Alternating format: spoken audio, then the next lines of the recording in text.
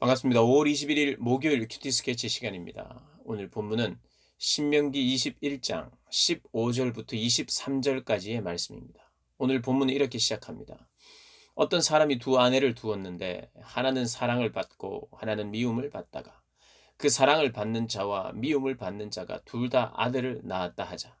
그 미움을 받는 자의 아들이 장자이면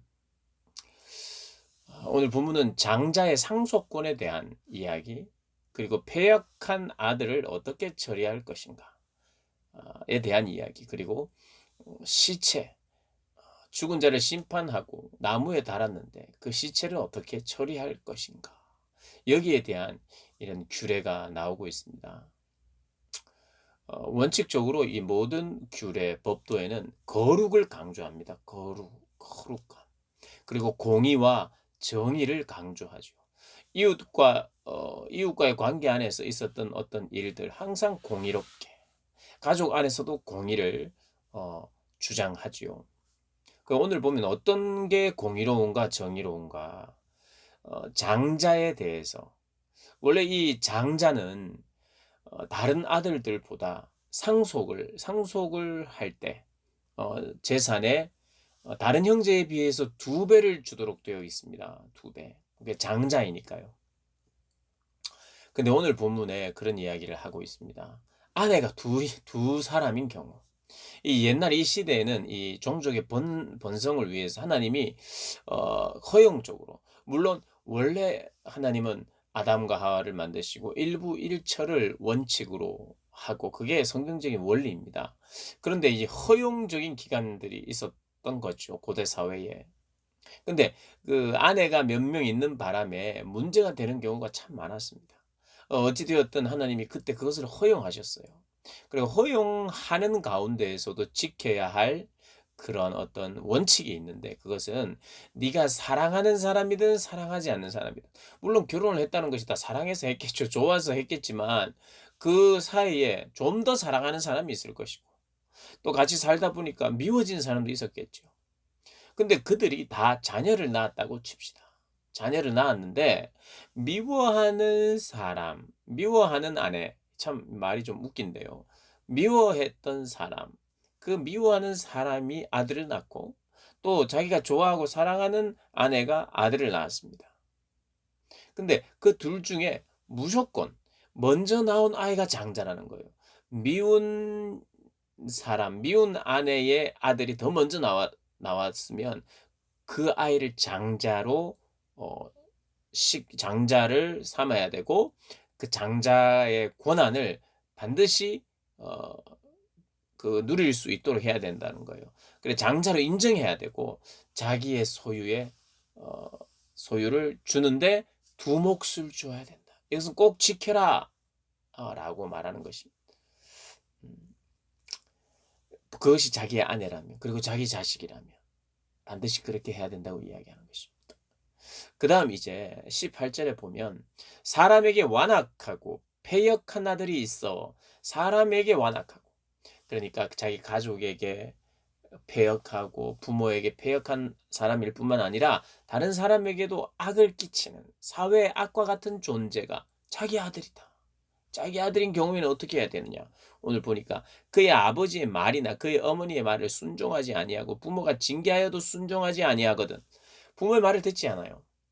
아버지와 어머니의 말을 듣지 않고 징계를 하여도 듣지 않고 순종하지 않고 주변의 이웃들도 해치고, 이것이 변할 기미가 없을 때 어떻게 해야 되냐? 공의롭게, 공의롭게 이것도 처리해야 된다. 어떻게요? 그의 부모가 그를 끌고 성문에 이르러 그 성읍 장로들에게 나아가서 그 성읍 장로들에게 말하기를 우리의 이 자식은 완악하고 패역하여 우리 말을 듣지 아니하고 방탕하며 술에 잠긴 자라 하면 어떻게 하느냐? 그 성읍의 모든 사람들이 그를 돌로 쳐 죽일지니 이와 같이 내가 너희 중에서 악을 제하라. 그리하면 온 이스라엘이 듣고 두려워하리라. 자기 자식임에도 불구하고 뭐 한두 가지 말 안 듣는 것이 아니라 방탕하고 술 취하고 하나님의 말씀을 계속해서 듣지 않고 마치 이방인들처럼 악한 영향을 끼칠 때 그 아들을 어떻게 취급해야 되느냐. 제거해야 될, 진멸해야 될 대상으로 바라보는 것입니다. 그래야 공동체가 악에서 자유로워지고 악의 영향을 받지 않는다는 거예요. 제거해야 된다. 그래야 거룩함을 지키는 것이고 또 온 이스라엘의 본이 된다는 거예요. 자식까지도. 여러분 그래서 부모님 말씀에 순종하고 부모님이 징계를 하실 때 깨우치고 돌아와야 돼요. 중요한 것입니다. 예전에 태어났으면 여러분 큰일 나겠죠. 물론 뭐 죽임을 당할 만큼 문제를 일으키는 우리 학생들도 없겠지만 부모님의 말씀에 거역하면 안 되고 혹시 부모가 되어서 자녀들이 엇나가고 있을 때 하나님의 말씀을 전혀 듣지 않고 방탕하며 그렇게 살아갈 때 부모는 강하게 또 징계해야 된다는 것도 잊지 말아야 할 것입니다.